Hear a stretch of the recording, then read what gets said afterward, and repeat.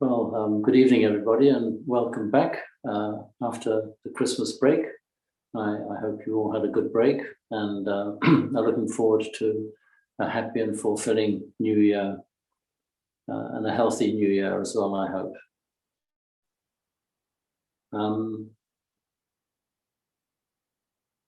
Yes, it's nice to be back because these classes obviously can be very helpful and supportive in reminding us of the Dhamma, of a perspective which includes everything, an opportunity to step out of our normal cares and concerns, and go into a slightly sort of more reflective mode, and doing so in the context of a class such as this can be very helpful, and very, very wonderful.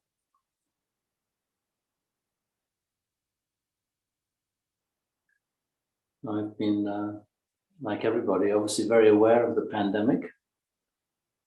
And one thing that has become clear is how thought-provoking it is, how it encourages reflection.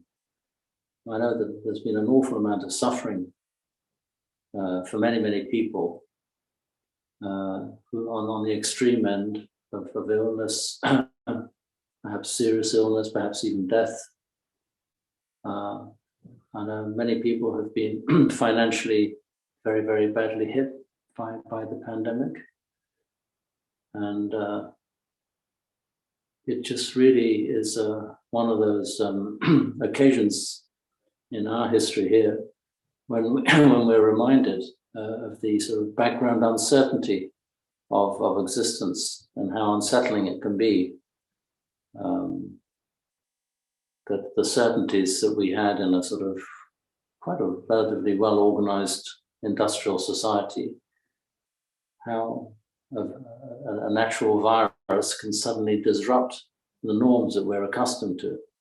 And the things we take for granted are suddenly sort of not there anymore.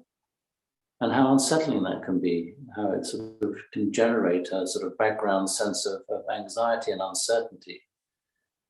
But actually, even whilst it's doing that, for many people, of course, it can be a really helpful opportunity to reflect on what the meaning is, what the implications are of all of this. And although it can be very frightening and unsettling, what it can highlight also is the importance of having some sort of internal, personal reference points that give a point of stability in all this uncertainty. And I think the Buddha Dhamma and many other traditions can offer these pointers, these reference points that actually allow us to experience all the uncertainties that the world, society offers, and at the same time also establishes us in a healthy and comforting relationship with oneself and the values that we choose to live by. You know, as most of you know who attend the class on a regular basis or attend any class in this tradition, you know, we have the sort of dedication of offerings, we have some chanting, and on one level one can become sort of quite accustomed to that and just almost take it for granted as part of the package. But actually what we're doing when we do chant and make our determinations with the Five Precepts is we're reaffirming a set of values which actually give comfort, give stability, something to orient oneself in the world. So although it's a very long-standing practice going back, you know, many hundreds of years, the chanting of the pujas, it actually creates, it's a conditioning factor, but it's a wholesome conditioning factor, because it conditions the mind to associate the chants with a process of both inquiry and also a process of creating space around the activities and commitments that we make and have in our daily life, to partners, in relationships, to families, to work. And if repeated frequently enough, which is why regular practice is so useful, it becomes sort of an internal reference point, an internal refuge, actually, which does actually soothe the heart. It soothes the mind.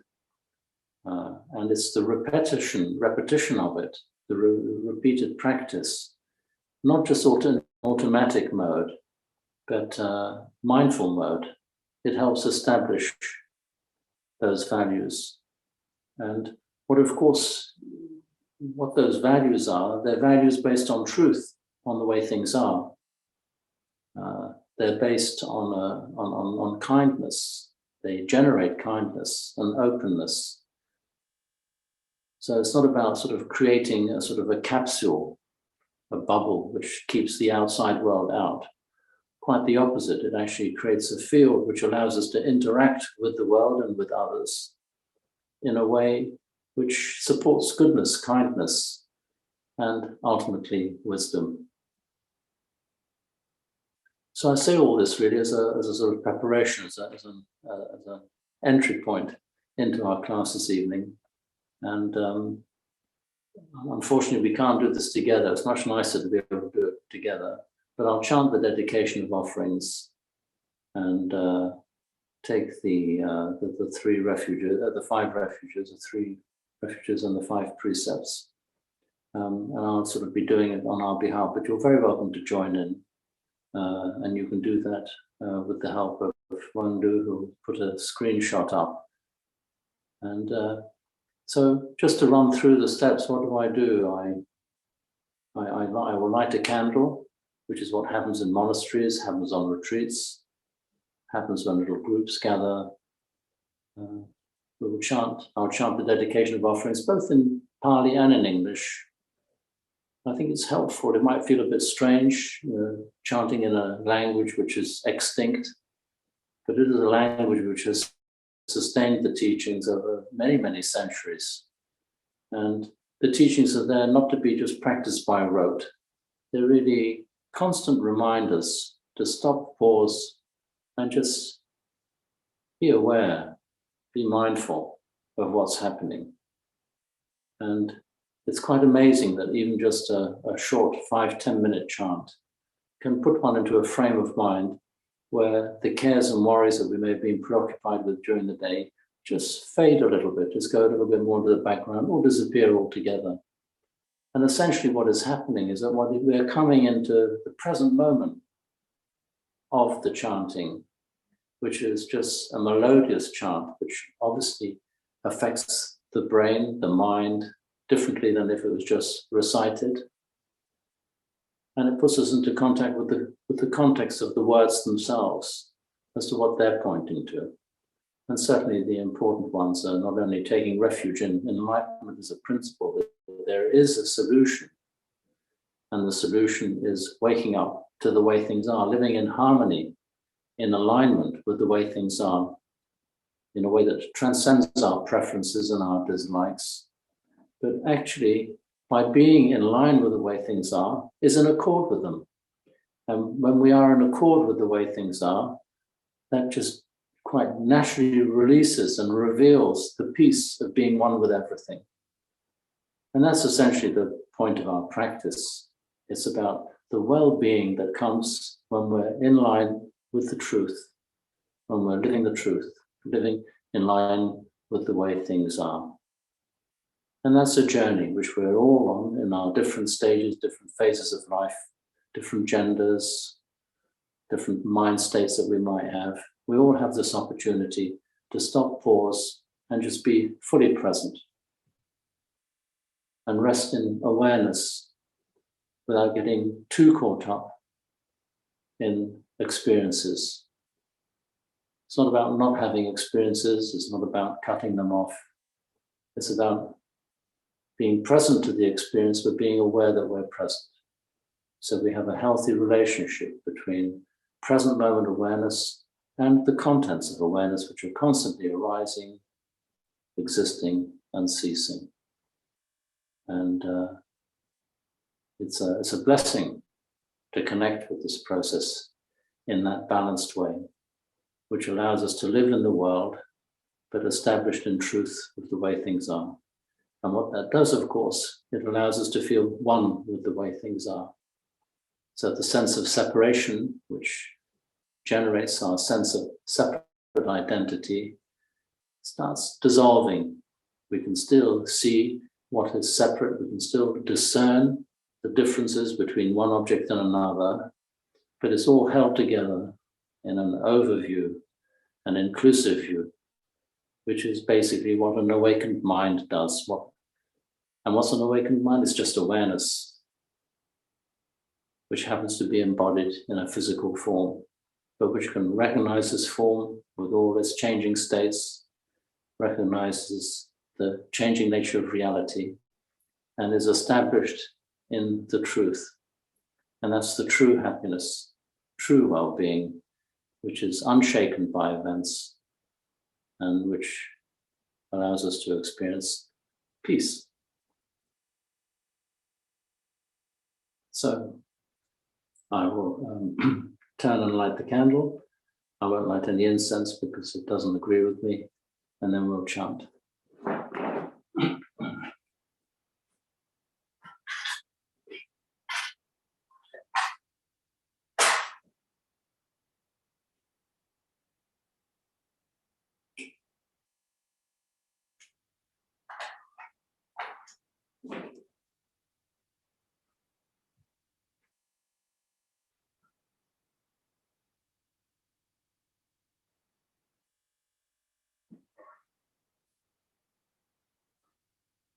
Yoso Bhagava Araham Samma Sambuddho.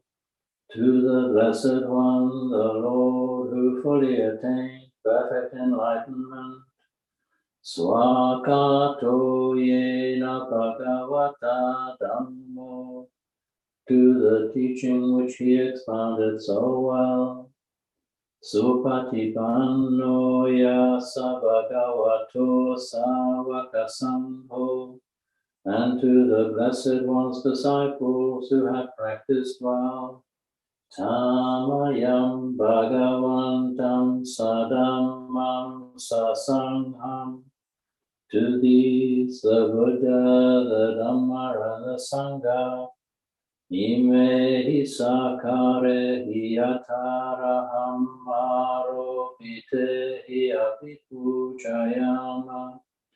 We render with offerings our rightful homage. Sadhu no Bante Bhagava Suchira Parini Bhutopi. It is well for us that the Blessed One, having attained liberation, Pachima Janatanu Kampamanasa, still had compassion for later generations. Ime sakare dugatapanna karabhute patikan hatu. May these simple offerings be accepted. Amha kamdi garatam hitaya sukhaya, for our long-lasting benefit and for the happiness it gives us. Araham Samma Sambuddho Bhagava, the Lord, the perfectly enlightened and blessed one, Buddham Bhagavantam Abhivademi.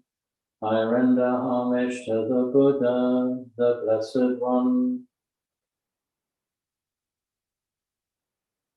Swakato Bhagavata Dhammo, the teaching so completely explained by him. Dhammam Namasami, I bow to the Dhamma. Supatipanno Bhagavato Sāvaka Sangho, the Blessed One's disciples who have practiced well. Sangham Namami, I bow to the Sangha. Handamayam Buddhasa Bhagavato Kubabhaganamakaram Karamase. Now let us pay preliminary homage to the Buddha. Namo tassa bhagavato arahato samma sambuddhassa. Namo tassa bhagavato arahato samma sambuddhassa. Namo tassa bhagavato arahato samma sambuddhassa. Homage to the blessed, noble, and perfectly enlightened one. Homage to the blessed, noble, and perfectly enlightened one. Homage to the blessed, noble, and perfectly enlightened one. We go to page 128 now.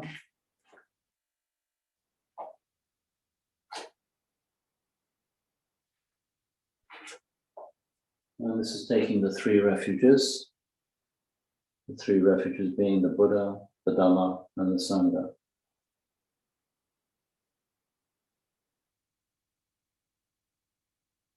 And we'll start with the third paragraph, having done the preliminary homage. Buddham saranam gacchami, Dhammam saranam gacchami, Sangham saranam gacchami. To the Buddha, I go for refuge. To the Dhamma, I go for refuge. To the Sangha, I go for refuge. Dutiyampi Buddham saranam gacchami, Dutiyampi Dhammam saranam gacchami, Dutiyampi Sangham saranam gacchami. For the second time, to the Buddha, I go for refuge. For the second time, to the Dhamma, I go for refuge. For the second time, to the Sangha, I go for refuge. Tatiyampi Buddham saranam gacchami, Tatiyampi Dhammam saranam gacchami, Tatiyampi Sangham saranam gacchami. For the third time, to the Buddha, I go for refuge. For the third time, to the Dhamma, I go for refuge. For the third time, to the Sangha, I go for refuge. And we'll go straight through to the 5 precepts. Anatipata verimani sikhapadam samadhiyami.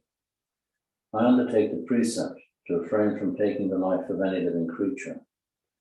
Adinadana verimani sikhapadam samadhiyami.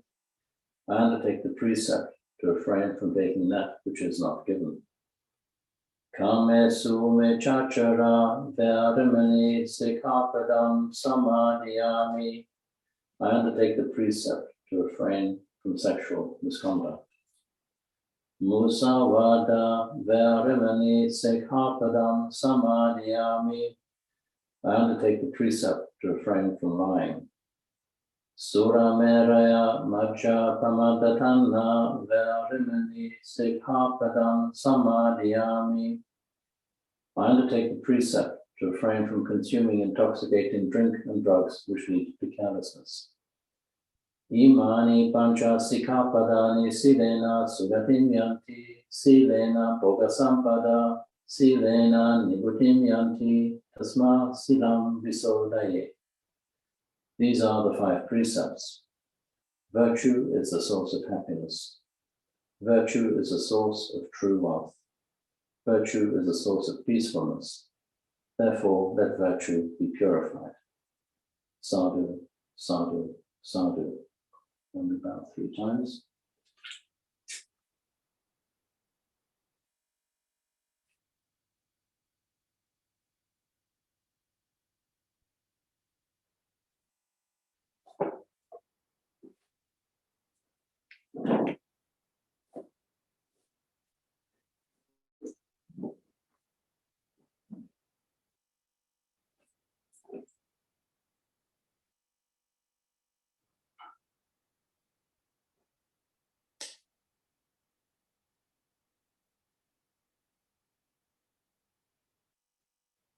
So doing what we've done really is just an external manifestation of an inner commitment, a remembering, a reminding of the motivation that drives us to practice, that informs our practice. There's a lot of repetition in these chants, and that's really to sort of, it's a conditioning factor for the mind, just to reaffirm. So the first time we might just hear it, second time we might hear it or read it and take it on board a little bit more, and the third time really lets it settle. And I have found over the years that just doing that as a practice, having been on many retreats and starting every day with the dedication of offerings and chanting the puja, actually leaves an imprint, leaves a sort of deep association. Because if one is really interested in truth and in the ending of suffering, there's something quite significant in being in contexts which are directly focused on this inquiry of practice, of what is this life all about? What is my suffering all about? And it sort of activates our attention and energy, because it is actually, at the end of the day, one could say it's a life and death matter. It really is. It certainly was for me for many, many years. Because all of us are old enough and mature enough to know that everything that we experience, all the good things that we experience, eventually come to an end. We may know it intellectually, we may not want to let it on board emotionally, but that's the truth. And there's a part of us which responds to the call of truth. I don't know how to describe it really. And to actually have it affirmed by teachers or by people we're inspired by, that it is possible to find a release from suffering, which isn't based on a manipulation of conditioned phenomena. It's not about juggling conditions. It's about cultivating conditions which are supportive to actually experiencing life in the full and drawing, developing insight into what we experience. It's about making sense. And part of it is, of course, an intellectual inquiry, it's a mental inquiry. How can I put into words what I understand? Because understanding is dependent on words to some degree, certainly in the early stages. So we have this inner inquiry taking place. And the subject of the inquiry is our experience and making sense of it.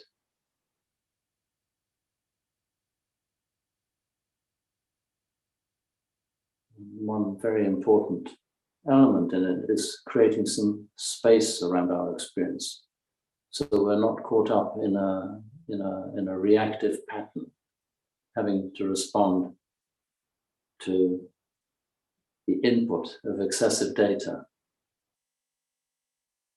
So our practice this evening and in our own time is to create a period, dedicate a bit of time, whether it's 5 minutes or 10 minutes or 15 minutes or half an hour or even 40 minutes or longer, just to create some space by not listening to the radio or TV, not looking at one's smartphone, not engaging necessarily in conversation, but just being still and observing what happens.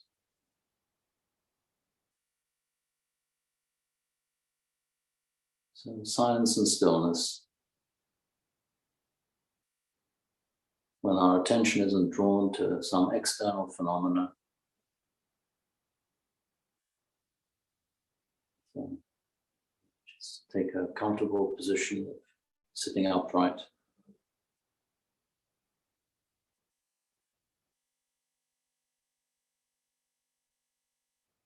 Just being aware of our posture,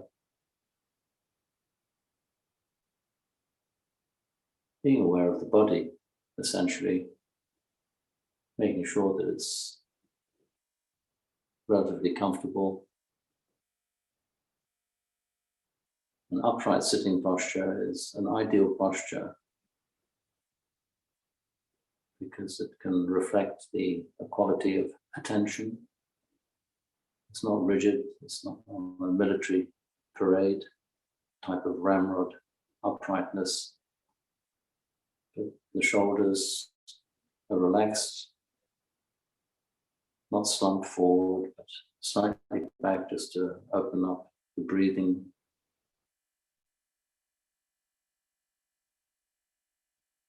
Making sure that one's sitting bone is sitting comfortably on the cushion or the chair. Preferably not supported from behind, but it might be necessary if for some. Where the feet, the hands, one cupped in the other perhaps. And then just exploring the sensations of the body. Making sure that there are no painful pressure points that might disturb one further down the line.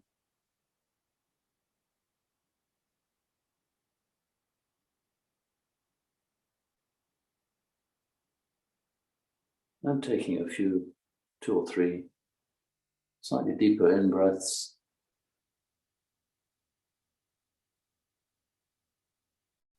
Just a nice relaxing exhalation and a pause of 2 seconds or so after the end of the exhalation.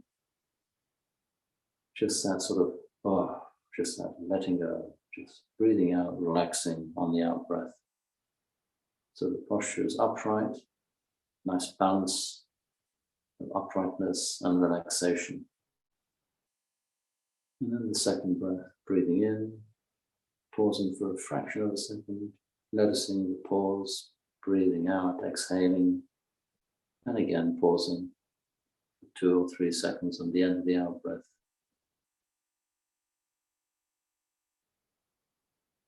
And then just allowing the breath to find its own rhythm, its own pace. And attention focused on the heart region perhaps, or even the belly, or even lower down. Just to have a feeling of being grounded and being present to the physical experience of just sitting.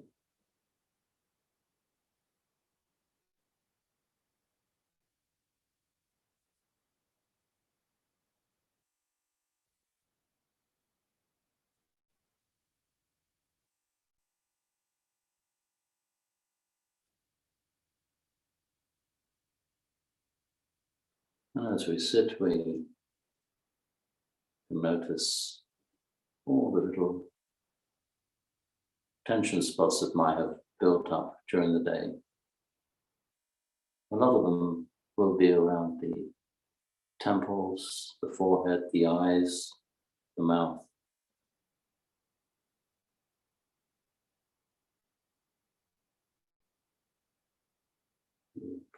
We focus on an area, sensitive area like the face, around the eyes, eye sockets, nose, mouth, forehead, temple.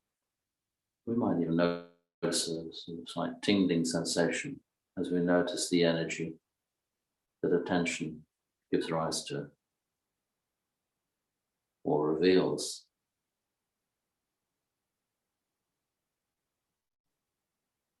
So we can let our social muscles around the eyes and mouth just relax.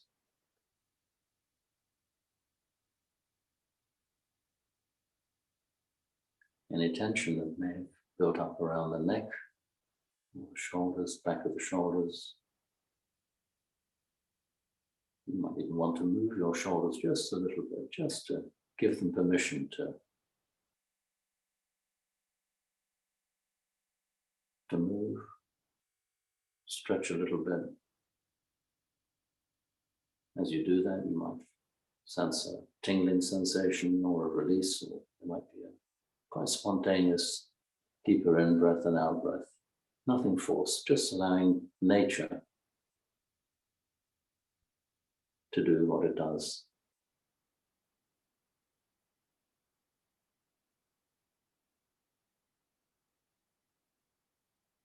And we can notice the shoulders, we can notice the upper arms,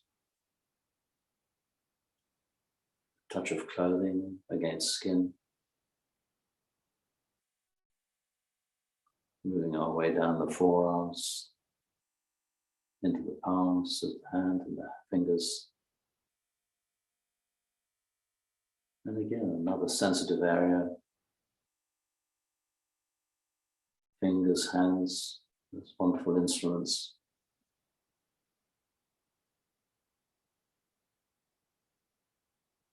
Might be one hand cupped in the other, fingers interlocked, whatever is comfortable and convenient. Notice how much we are able to notice. Notice individual fingers, the thumbs, forefingers, middle fingers, fourth finger, fifth finger. You might notice the tingling in the palms. That tingling is life, it's energy. It's the nervous system.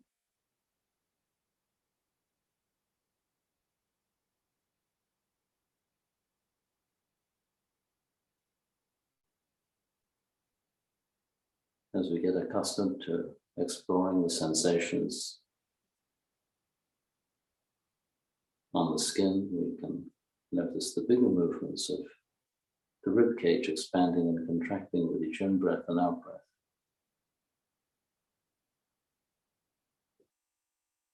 Noticing the connection between the flow of air. When it flows in, the chest expands, pressure on the diaphragm, on the tummy. And when we breathe out, there's a contraction. The chest contracts a little bit.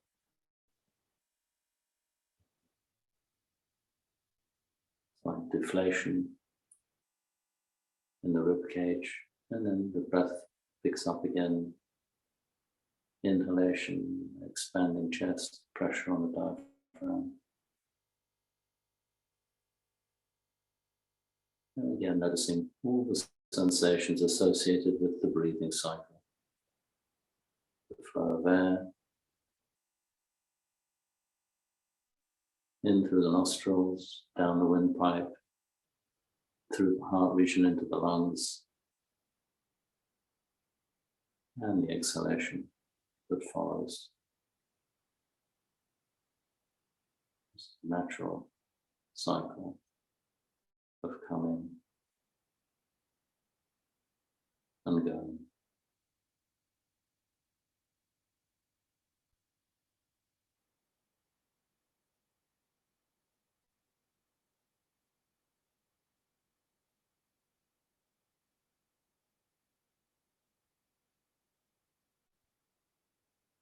And then focus from the front, we can notice what it feels like on the back, the spine, shoulder blades, the back torso, either side of the spine. Less movement here, but still we notice the change in pressure as we breathe in.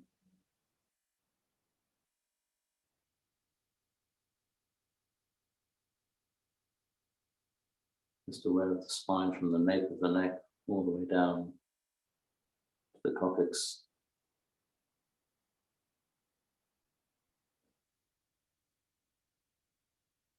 And then we have the weight of our body on the seat of our body.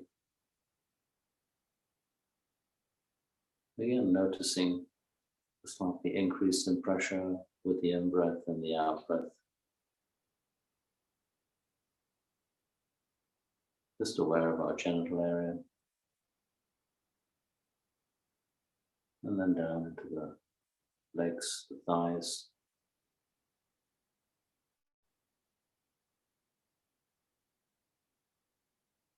down to the knees,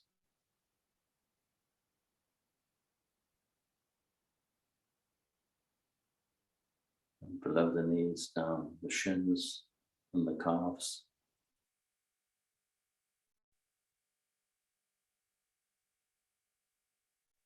all the way down to the ankles, and into another sensitive area of the feet, soles of the feet, the heel, the ball of the foot. And just as an experiment, seeing if we can identify our big toe,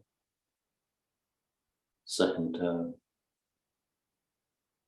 third toe, fourth toe, little toe. Not to worry if we can't identify them individually, but we might have a sensation of all the toes.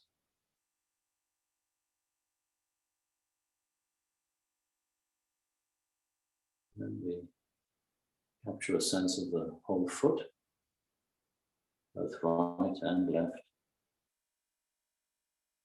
and come back up again on the calves of both left and right leg, and the shins, all the way up to the knees.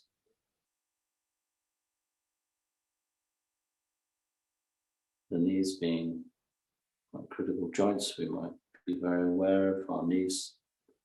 If the knees are bent, there'll be a bit of pressure in that area.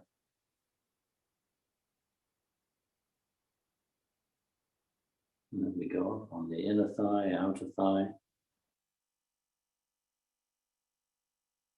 back to the weight of our body on the seat.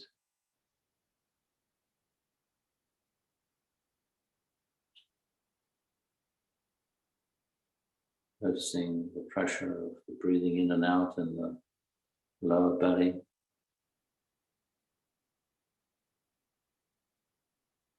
The belly itself, the waist,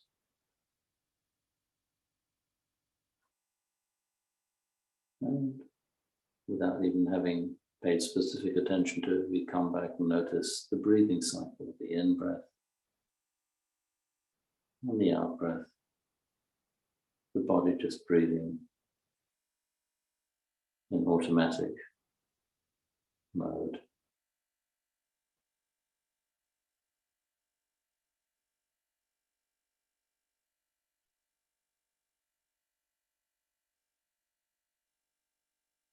Staying with the sensation of the breath in the body.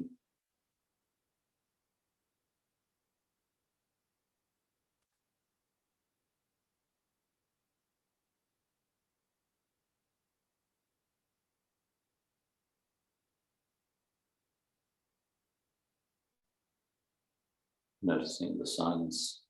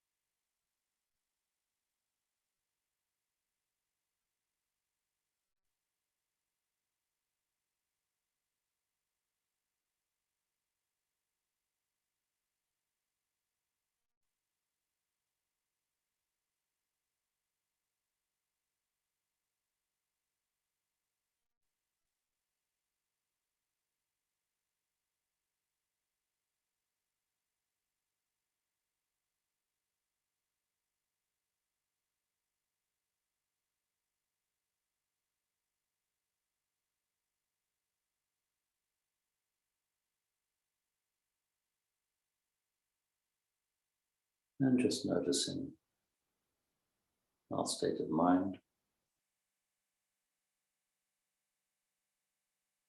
how we're feeling in ourselves.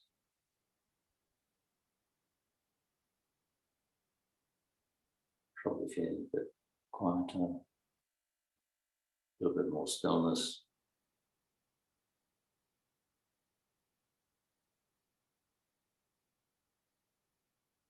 Hopefully a bit less stressed out than before.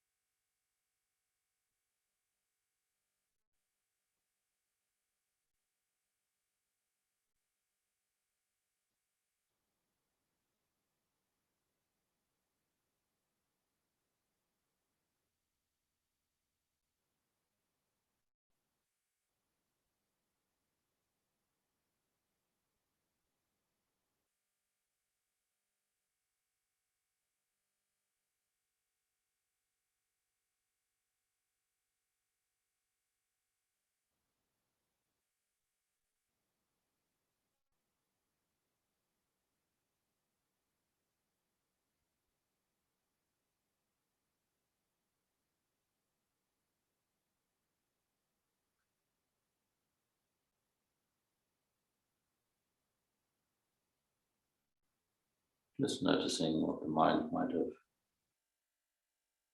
moved on to.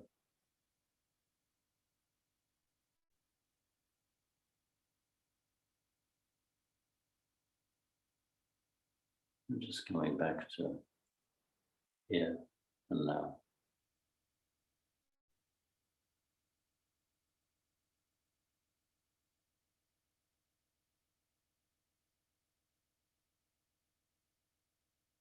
So what we're doing is focusing our attention on this moment, just as it is right now, from moment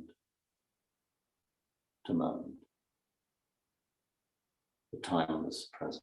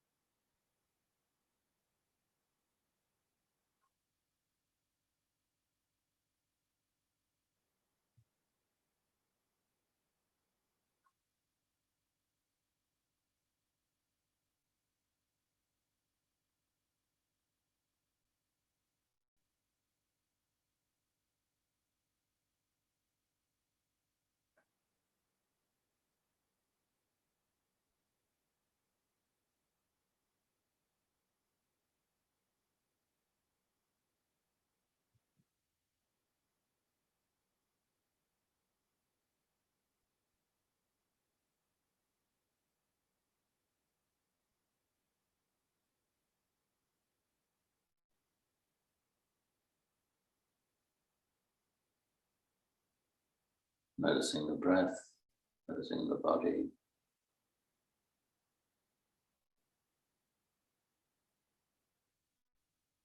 noticing our mind state, just being aware of our experience as it is here and now.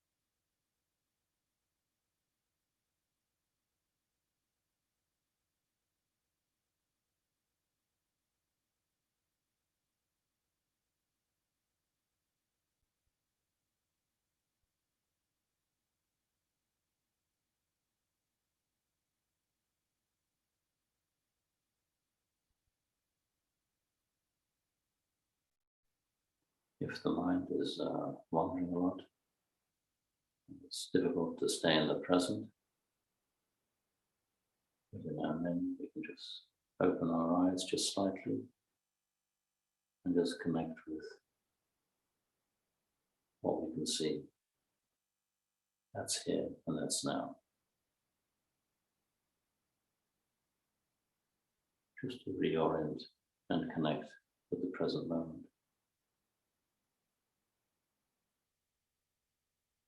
The eyes can be closed again or half closed. We may notice the touch of eyelid against eyelid. Having opened and closed the eyes. It's just a gentle way of bringing our attention back to the present.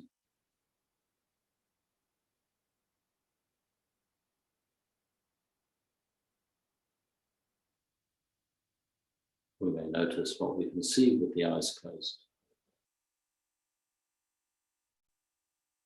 A whole galaxy of little lights and stars, tinged with red and black.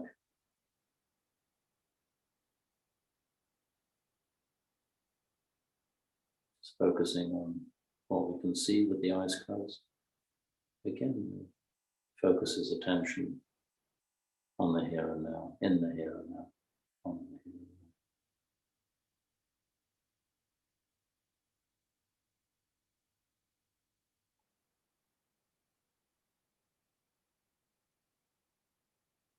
now. Notice the effect it has on the whole mind-body organism when we do zone in on the here and now, into the here and now.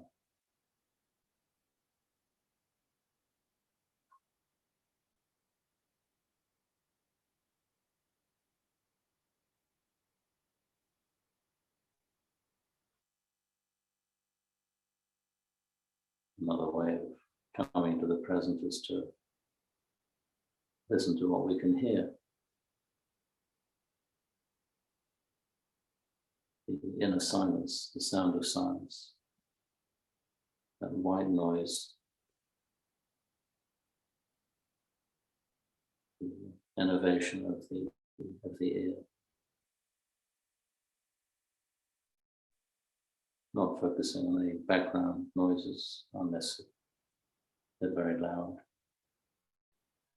Just hearing the white noise, focusing on that. It's a timeless sound, always present, that white noise.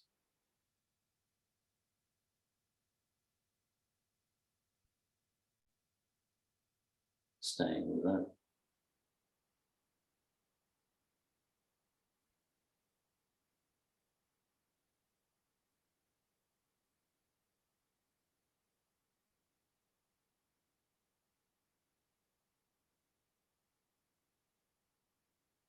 We can actually focus on any part of the body and just be aware of that vibrating sign of life.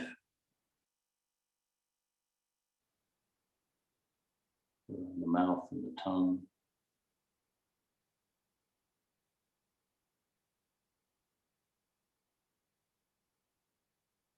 Around the nose, where the air flows in and flows out.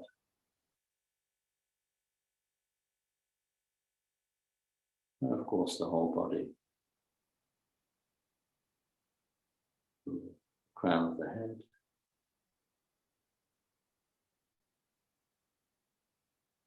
An imaginary shower of awareness, like water, flowing down the whole body. Front, back, sides, all the way down to the tips of the toes, as if under a waterfall of awareness.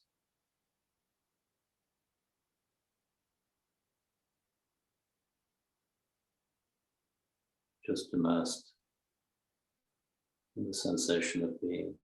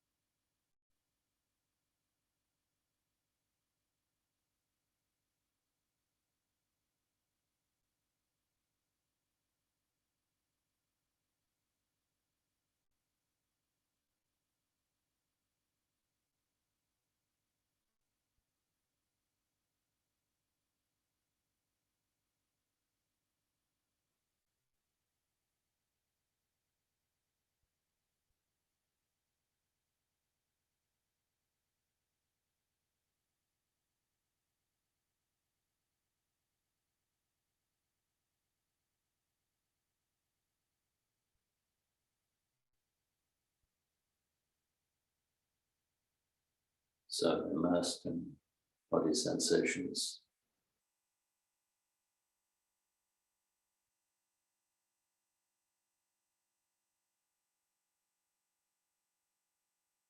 Wherever we look, whenever we look, different sensations, different parts of the body.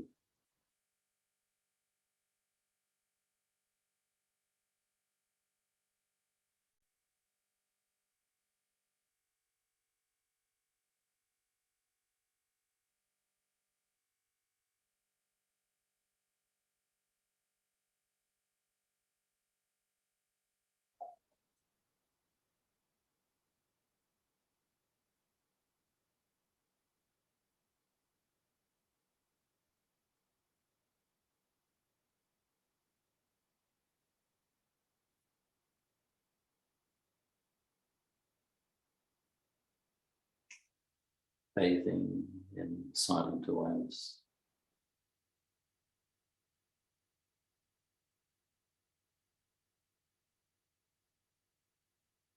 Noticing sensations and feelings. Noticing the thoughts come and go. Sounds come and go.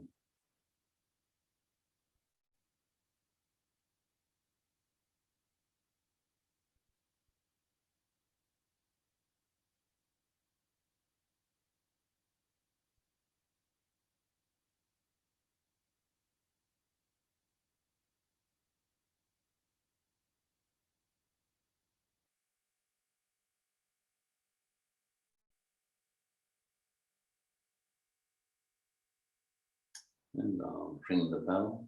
Hopefully you'll hear a little bit of it.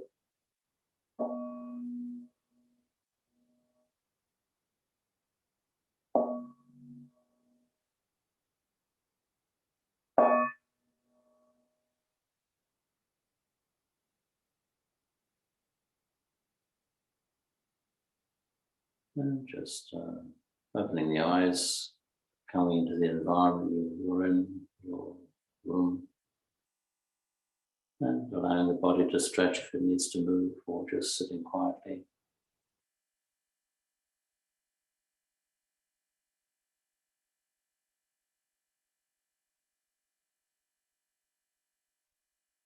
And with the help of our memory and perception, we can compare what it feels like now and what it was like at the beginning.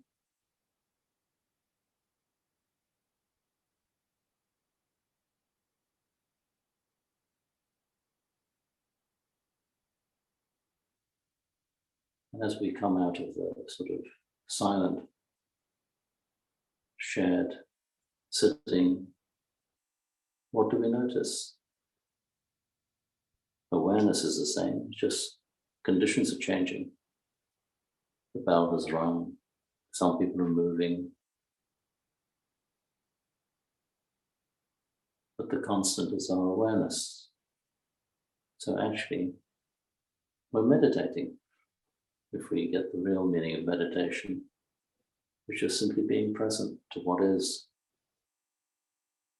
But instead of getting entangled in a situation and reaction, we can just observe that right now it feels like this.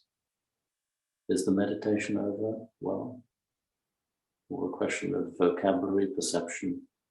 Yes, on one level, meditation is over, we're now sitting, but actually our awareness is always present, never leaves us. We're rising in awareness all the time. And that's really the essence of our practice.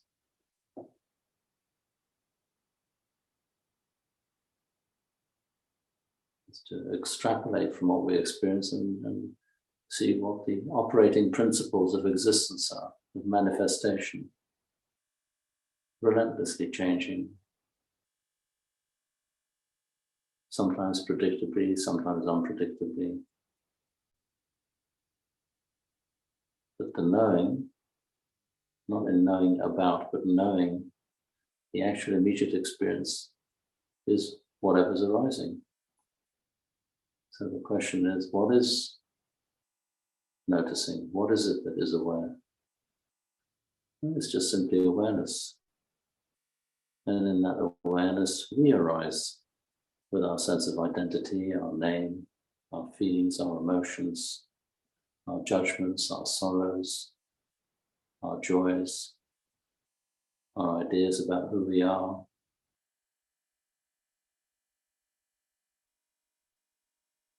And how easily we get caught up in what we're aware of. So the art of living is not to cut ourselves off from what we experience, but just to notice, be aware that we are aware, and that what we're aware of is always changing, but awareness is always a constant, it's a continuum. This isn't something to be believed in, but it's something to be inquired into. What does that mean? And it's not an intellectual answer that we're looking for, it's an experiential answer. Do I recognize what is being spoken about? Can I see it in myself? Well, I'm aware, but what I'm aware of is always changing. It can be understood intellectually, but it can also be recognized as a direct and immediate affirmation of impermanence, the changing nature of experience.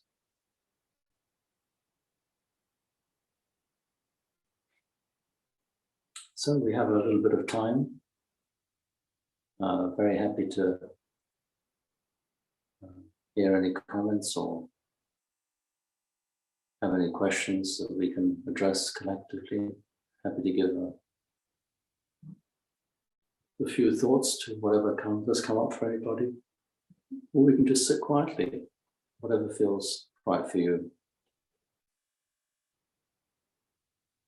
If someone does have a question, my personal preference is just for you to raise your hand or unmute yourself. And if you don't mind asking the question in public, then just fire away.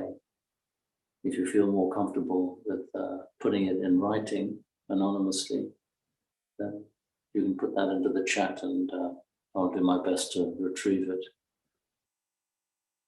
So whatever feels comfortable. But I think these opportunities to ask questions are really important. And it's always helpful to remember that when you do ask a question, you're often asking a question on behalf of others as well, because people sometimes find the answers helpful. And I promise that if I don't know the answer, I'll say so. So I'm not going to answer just for the sake of answering.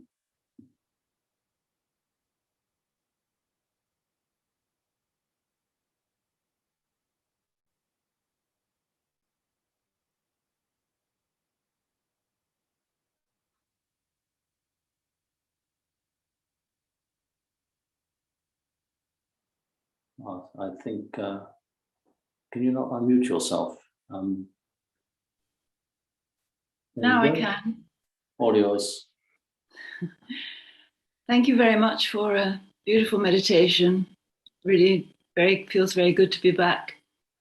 I was very interested in what you said at the beginning about the chanting, because although I have a practice established for some time, chanting is fairly new to me, fairly recent to me. And I felt quite almost uncomfortable about it at the beginning. So I'm beginning to get used to it, and I was interested to hear what you said about it and how and the effect it has, the importance of it, and anything else you have to say. I'd be grateful for it. It's a very good question. Thank you for asking it. I too struggled a lot with chanting in my early sort of days in this particular tradition. I'd come from a tradition where there was very little chanting before I came across the Theravada tradition. It sort of went a bit against the grain somehow. So it's an acquired, I think, practice, which does take a little bit of getting used to. At the end of the day, it's not surprising that it feels a little bit strange, because we're living in our English culture with our English background, certainly in my case and probably yours by the sound of it. And to suddenly be chanting in a strange language, a devotional chant with a lot of adjectives and concepts which are not the sort of run-of-the-mill stuff that you come across in the papers or the television or in daily life, it feels a little bit sort of strange. I remember my first retreat where I came across chanting at Amaravati monastery, and I have to say I sort of took a double take. I thought, oh my gosh, where have I ended up? What is this, some brainwashing technique? What am I getting caught up in here? But there was something about first of all, the teacher, it was Ajahn Sumedho, Longpo Sumedho, and there was such a sense of presence and connection and matter-of-factness about it that I sort of thought, well, I'll go along with this and see what happens. And actually reading, if one reads some of the chants in the chanting book, they're really incredibly inspiring. They're actually often just transliterations from the suttas of the Buddha's teachings. And they're a lot about loving kindness, about taking responsibility for what we do, learning about consequences to actions, words, and deeds. So actually there's a lot of teachings in those chanting. But the thing that did come over with practice is that actually there is something about group chanting that has a lot of power to it. I've often used the analogy, it's a little bit like a football crowd, when they start cheering, there's a sense of a collective unity. They're obviously supporting a football club or their particular club. They wanted to win against the other one and score goals and all the rest of it. But the principle is very, very similar. It's a socially engaged activity. It's just a question of what's the purpose, what's the object. It's not to become a drone or an automaton or just lose one's mind in a collective process. It's quite the opposite. It's about developing a sense of harmony towards a similar goal, which is basically awakening. And there's something quite inspiring doing it with friends. It's like, you know, the nearest analogy in terms of the sense of connection is like sitting around a campfire and singing songs together. The songs almost don't become important. What becomes important is the collective process of chanting, and in a sense, to some degree, not losing one's individuality, but just by joining in something collective, which is fundamentally good. And of course, it depends on the intention of the practice. And I can chant, I can not chant, it doesn't matter anymore. I probably feel a little bit of self-conscious chanting in Tesco's or some public place where I might be regarded as a bit mad, a bit strange. And, you know, I sometimes even think about these sessions that we have here. You know, they're recorded. I have absolutely no idea who's going to watch this recording or what they'll make of it. And I think in many people, it'll actually give rise to a sense of aversion. Oh my God, I don't want to have anything to do with that. That's not my idea of enlightenment. But it's, so we have to, I suppose there is a sense of declaration in doing a chant. One is actually affirming something externally, which is reflecting something internally. It's a kind of commitment. It's a kind of commitment. I feel it's a kind of commitment. Yes. And yes. I think what I felt disagreeable about it in the first place was because it reminded me of church, which I used to enjoy very much when I was a child. But then when I left the church, I didn't want to have that sort of connection again, that feeling again. But I'm beginning to get a different feeling now. So it's good. Yeah. Good. Well, thank you very much for asking. So it's a very good question, especially for a lay group. You can say, well, you know, monks and nuns can do it because that's part of the tradition, part of their practice. But do I have to practice chanting to get enlightened, to wake up to what is? No, you don't. It's just a supportive practice which can become very, very engaging and actually lead to a degree of inner and collective harmony, which is very conducive to calm states of mind, which allows us to investigate and explore experience from a calm perspective as opposed to a reactive one. So actually, it's I think it serves a sort of structural almost purpose or role in a practice of meditation and inquiry into life. But of course, it is a declaration which identifies it with a particular tradition, and as such, it can be controversial, of course, and it be either liked or disliked. What really is important is, what's my motive? How does it feel for me? And you know, the beautiful thing is that if it doesn't feel right, don't do it. It's very, very simple. And that's what I like about this particular tradition, that it's, you know, it's our choice. It's there on offer. It can work for some, for others it may not work. That's not really important. What's important is, what's the motivation? What are the rewards? What feedback do you get from what you do? And it's an individual decision. So thank you very much for asking the questions. And thank you for talking about it. Thank you very much.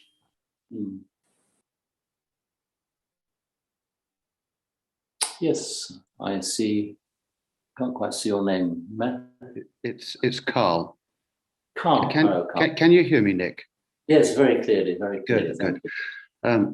I'd also like to join Susan in thanking you for a wonderful evening this evening and for a very nice guided meditation. My question is, notwithstanding COVID, do you know if there are any planned Theravada retreats for 2022? Well, Carl, the monastery is doing online retreats. They've actually just come down. They've been closed to the public for a week or so because they had 3 people coming down with COVID at the monastery. Oh, gosh. But I had an indication this morning that actually it's clear, and so it is possible to visit the monastery, but there won't be any in-person retreats for a while now for 2 reasons. Partly COVID, which is still not something that encourages collective practice in person. but also because the monastery is going through a major rebuilding program. Oh, okay. But there are retreats being led by monks and nuns in this tradition. And for instance, Ajahn Suchito in Chithurst is running online retreats. So you can go to Chithurst Buddhist Monastery and see what they have available. And you can go to the Amaravati website to see what online retreats the Amaravati will be having. There's some wonderful teachers there. And Ajahn Amaro is the abbot. And they'll have a list of retreats. And as well as Amaravati monastic-led retreats, ALBA, the Amaravati Lay Buddhist Association, also has online retreat days of practice, as well as weekends. So retreats are happening, but in most cases they're online, and that applies to other centers as well, I believe. Okay, thank you. That goes some way to answering your question. Thank you. Yes, I see another hand going up. Yes, Marziano. Is it Marziano? Mariano. Mariano. Sorry, I put a Z in there. Yeah. I wanted just to come back to what Susan raised, because it is common experience for most of us, I suppose. Coming from a Catholic tradition, I was in a seminary myself, and obviously chanting, praying, and so on was to a personal God out there, and an authoritarian figure as well, which, I had problems with my father, I must say, and with authority. So on coming out of Catholicism and joining my first Buddhist group, we were invited in the evening, first day of a retreat, during the chant of the Heart Sutra, to go and light a stick of incense. And it was a thick one. And I was so nervous about it that I broke it, even though it was a thick one. And felt very uneasy about chanting because of, that kind of dichotomy, me here, Buddha there.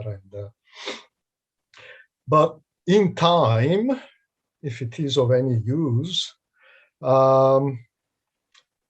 it actually, when it becomes clear that the Buddha and yourself are just two aspects of the same experience, and one starts feeling at home in the setting, it actually helps generating a sense of joyful gratitude, and it takes away the self-consciousness, because in order to properly chant, you need to forget about yourself. Something else takes over, and also, as you said, when it is done in a group, it becomes magic as well, being in tune with others. And so it is inspiring to the heart. It has got that kind of effect. So I'm glad I am able to chant again after so many years. Thank you for sharing your experience, Mariana. Thank you. Thank you. Thank you, Mariana. Thank you. I had a little note about chanting, but I can't find it. I'll have to bring it to the next session. Yeah. There is a book of chants, yes? I must try and get that. Yes. Yes, there is a book. This is what it looks like. Just see. Yeah. Yes. So this is available at the monastery, but unfortunately, I don't know how accessible it is. It's available online. You can get the chanting book online. Right. If you go to the Amaravati website, there will be a download, a place where you can actually access the chants. And what we do in these classes and in other events is, if there is any chanting, we usually screen share it so that one can actually see the words if one wants to give it a try. The nice thing is, of course, is that in this format, you can chant to your heart's content and nobody can hear you. Because one's generally speaking muted, one can't do collective chanting on Zoom. It makes a terrible cacophony. It's true. That's why everybody's muted and just one person chants. Yes, thank you. I'll do that because I'm not in England anyway, so online is more practical for me. Thank you. Right. Well, we'll be chanting actually, a very nice chant. The one I chose was Verses of Sharing and Aspiration, which is one which we'll do towards the end of this evening's class.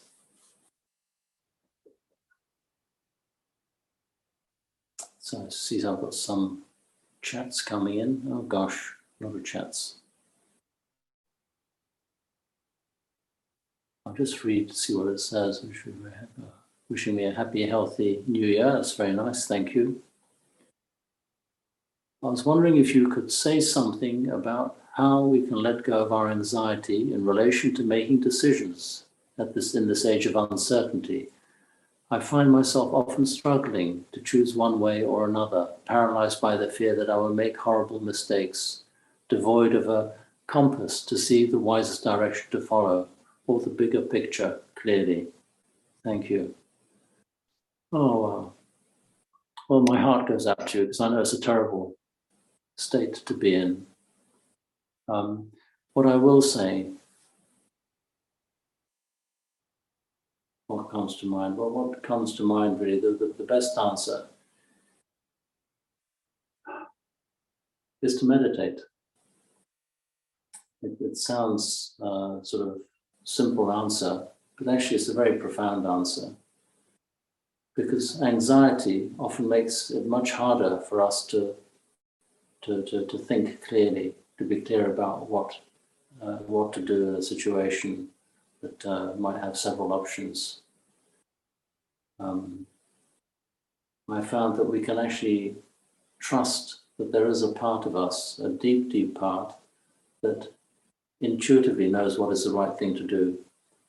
If we just take it on the level of thought, we can have many, many options, and thought is designed to do just that, throw up options.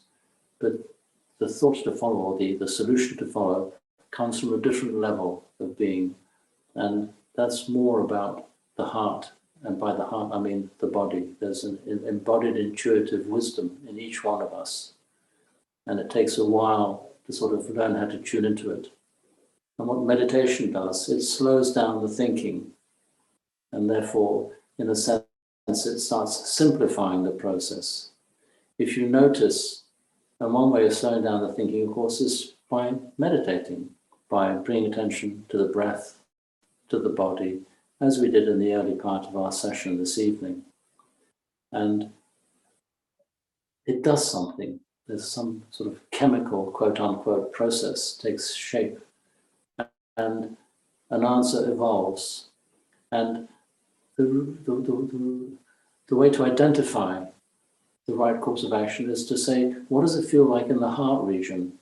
Not what does the head say, but what does it feel like?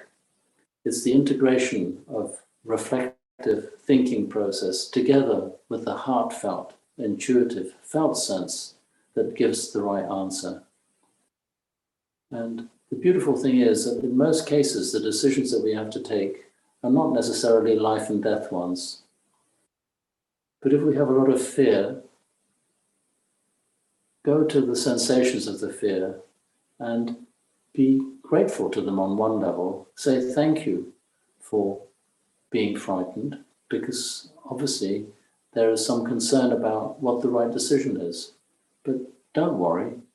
You can say that to that part that's worried. You have a dialogue with it and say, don't worry. The answer will emerge. It'll come. So thank you for your concern, but don't worry me too much with your anxiety, because it'll stop me coming to the right decision.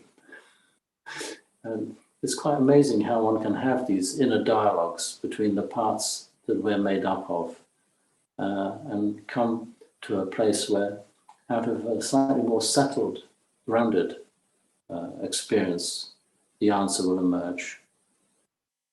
On a more practical, not more practical, but another practical level is to maybe discuss it with somebody. If you have a friend or a colleague or a partner that you can share this concern about as to what to do, just talking it through can be incredibly helpful.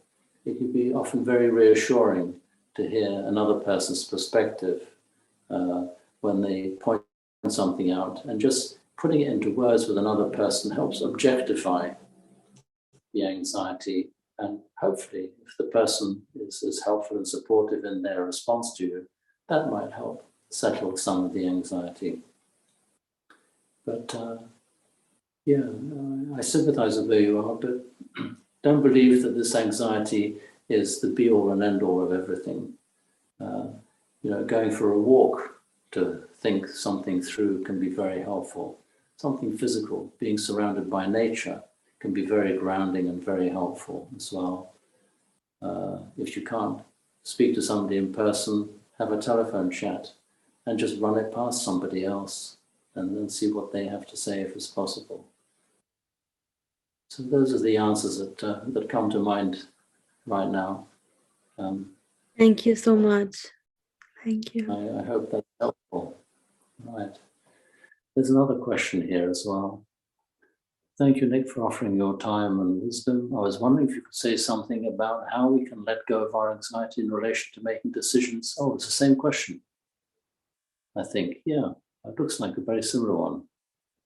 Yeah, similar question. Oh, and Wendy has kindly put up the link to the chanting books. So if you're looking for the online version of the chanting book, if you go into chat, you'll see that Wendy has very kindly put up a link for the chanting book.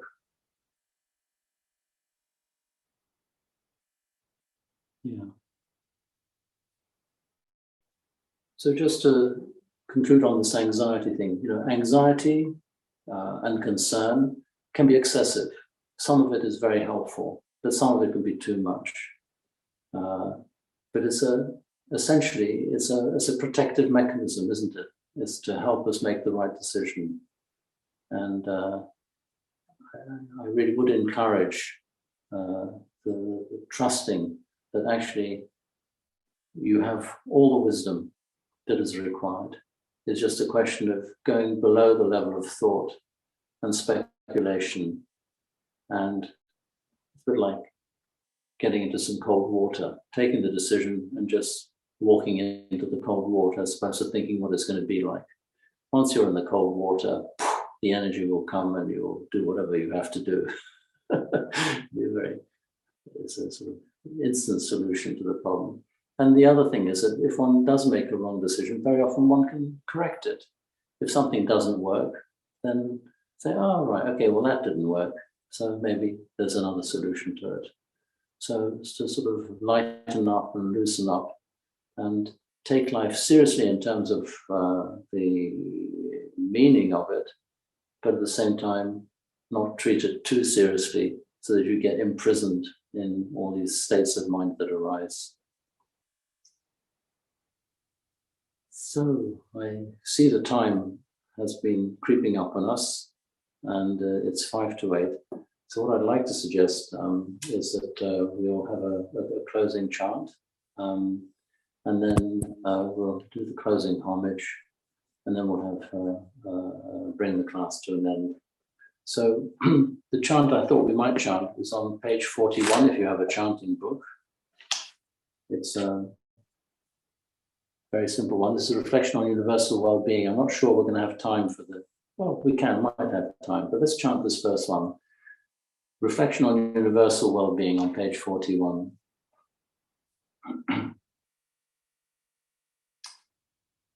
What is beautiful about these chants is that they not only evoke a sentiment and a relationship to life, which is uplifting and wholesome, but there are also some very profound teachings in them, as you will see in this particular chant. Now let us chant the reflections on universal well-being.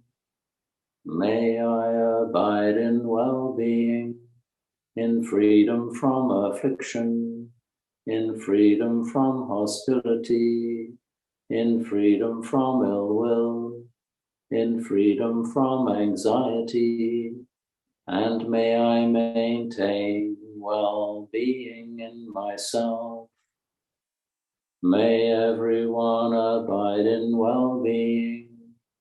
in freedom from hostility, in freedom from ill will, in freedom from anxiety, and may they maintain well-being in themselves.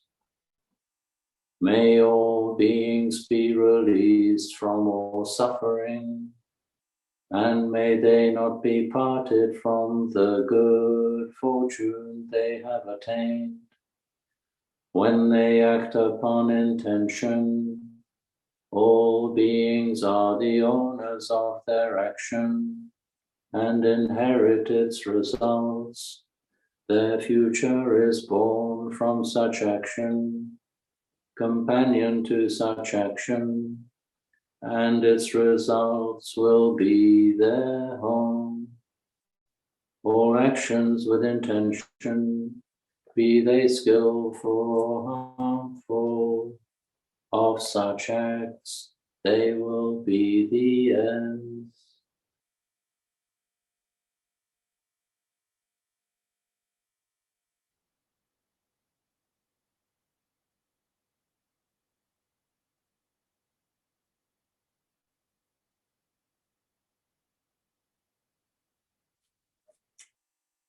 Well, that's a lovely chant.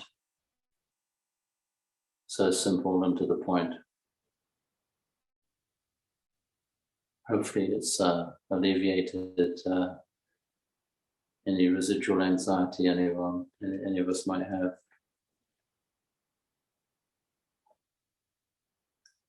I'm just thinking of the time. I like to end classes on time because I know people often have commitments. So maybe we'll leave the verses of sharing and aspiration for another occasion. But I'd like to thank you all for joining this evening's class. I hope you found it helpful and beneficial. We meet again next week because I'll be taking the class next week again. So I hope you have a good week ahead. Stay healthy, wholesome, and kind, and be good to yourselves and to others. And I look forward to seeing you, or those who are able to join at the same time next week. So bid you all good night and farewell. Oh, I've forgotten the closing chant. My apologies, getting carried away here. Let's just do the closing chant. It's on page 16. I'll just turn to the shrine and then we'll say the goodbyes.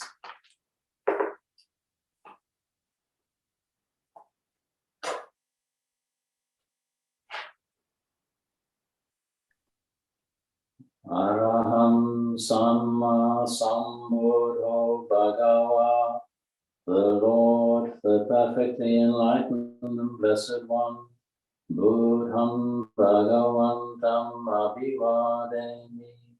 I render homage to the Buddha, the Blessed One. Swakato Bhagavata Dhammo, the teaching so completely explained by him. Dhammam Namasami, I bow to the Dhamma. Supatipanno Bhagavato Sāvaka Sangho, the Blessed One's disciples who have practiced well. Sangham Namami, I bow to the Sangha.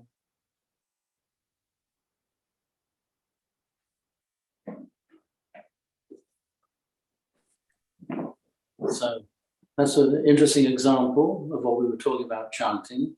Something was missing at the end. Why was it missing? Because I've always associated the end of the class with the chant, which means that we end on a chant. And that, in a sense, is a sort of departing note, parting note, which then can be carried on into one's daily life, whether it be preparing a meal, having a conversation with somebody. It just resonates, helps echo a little bit on. So it's a nice way to end the class.